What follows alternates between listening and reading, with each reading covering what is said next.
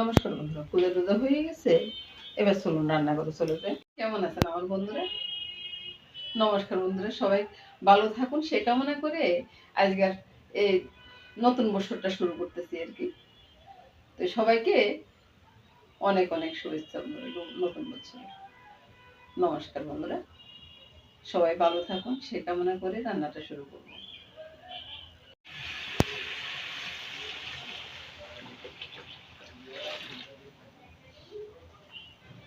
কি রান্না করতেছি বন্ধুরা এবার কি বুঝতেছেন? নেড়ে চেড়ে একটু ঢাকা দিয়ে দিই, বাস এবার খিচুড়িটা হয়ে যাবে। এবার ঢাকাটা উঠিয়ে দেখবো বা হয়ে গেছে বন্ধুরা। একটু নেড়ে ছেড়ে দিলে খিচুড়িটা শেষ। এই তো বন্ধুরা, শীতের সকালবেলা সুন্দর একটা খিচুড়ি পাক হয়ে গেল বন্ধুরা। নমস্কার বন্ধুরা, শুভ সকাল। শীতের সকালবেলা যদি এরকম একটা খিচুড়ি হয়ে বন্ধুরা, মন্দ হয় না বন্ধুরা। চলুন একসাথে খেতে বসি। নমস্কার বন্ধুরা, শুভ সকাল। আপনারা কি দেখতেছেন খিচুড়িটা কেমন হয়েছে বন্ধুরা? সাথে আলু ভাজিও আছে। তো বন্ধুরা, এবার পরের রান্নাতে চলে আসবে। পরের রান্নাটা কী হবে সেটা দেখাচ্ছি বন্ধুরা। এই যে সিম আছে, আলু আছে আর রুই মাছ আছে। রুই মাছ দিয়ে সিম আলু দিয়ে রান্না করবো, সাথে একটু বড়ি দিব বন্ধুরা।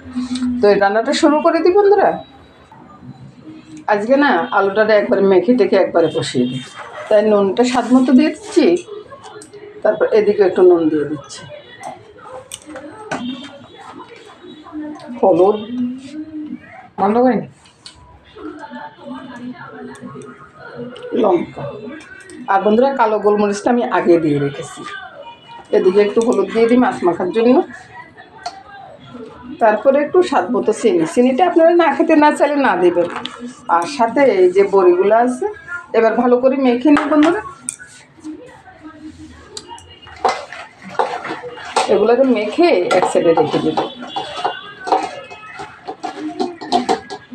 আর বন্ধুরা আমার রান্নাগুলো কেমন লাগে সেটা তো আপনারা কেউই বলেন না বন্ধুরা। আমি খারাপ রান্না করি না ভালো রান্না করি সেটা তো একটু বললে একটু ভালো লাগে আর কি। আপনারা একটু বলবেন যে আমার রান্নাগুলো কেমন হয় আর আমার কথাটা কি ঠিকঠাক হয়। আসলে আমি ওই যে ভিডিওটা ঠিক মতো বানাইতে পারতেছি কি না সেটাই আমি বুঝতেছি না।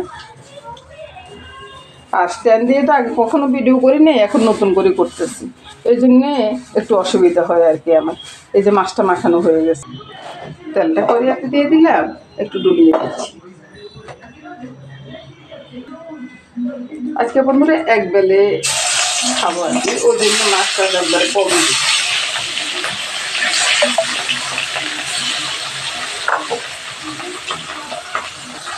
মাছগুলো ভাজা হয়ে গেছে বন্ধুরা, এবার মাছগুলো তুলে নেব। মাছগুলো তুলে নিলাম আর চুলাটা বন্ধ করে বড়িগুলো ছেড়ে দিচ্ছি।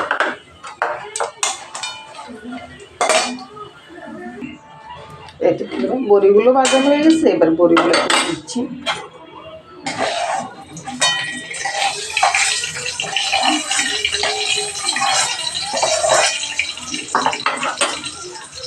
মেথিতে ফোড়ন দিয়ে দেবো, চুলাটা জ্বেলে দেবো। মেথিটা যখন ফুটে উঠছে সবগুলো সবজি ছেড়ে দিল।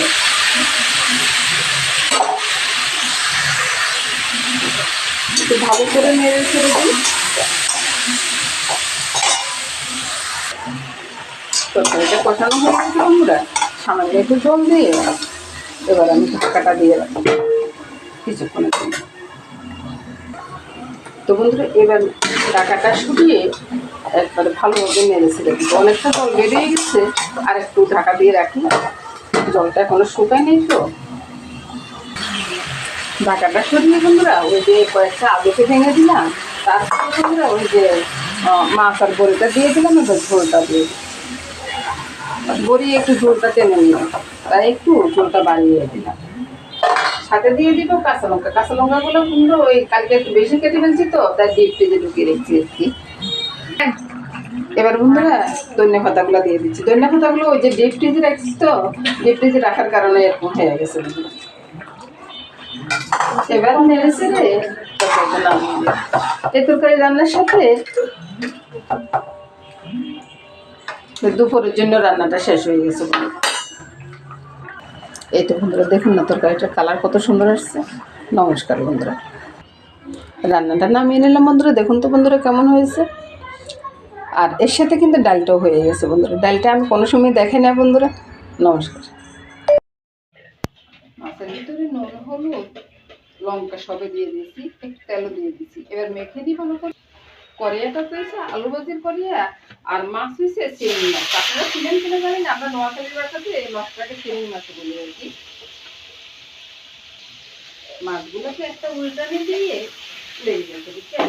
কি অবস্থা দেখুন তো বন্ধুরা। একটু উল্টে দিয়ে পেঁয়াজগুলো দিয়ে দিচ্ছি। পেঁয়াজের ভিতরে একটু নুন হলুদ মেখে রেখেছি। এবার একটু উল্টে পাল্টে ঝোলটা দিয়ে দিই। এবার ঝোলটা দিয়ে দিই। তো বন্ধুরা এর ভিতরে অনেকবারই নেড়ে ছেড়ে দিয়েছি, সবটা তো আর আপনাদেরকে দেখাই না বন্ধুরা। এই তো বন্ধুরা মাছটা হয়ে গেছে। মাছটা নামিয়ে নেবো। এটার সাথে সাথে কিন্তু আমার সম্পূর্ণ রান্না শেষ হয়ে গেছে। ডাল রান্না হয়ে গেছে আর সিমের তরকারি রান্না হয়ে গেছে। দুপুরবেলা এর থেকে আর বেশি কিছু লাগবে না বন্ধুরা। নমস্কার। তো বন্ধুরা সবাই ভালো থাকুন, সুস্থ থাকুন, সুন্দর থাকুন বন্ধুরা। এই কামনা করে আজকের মতো এখানে শেষ করলাম।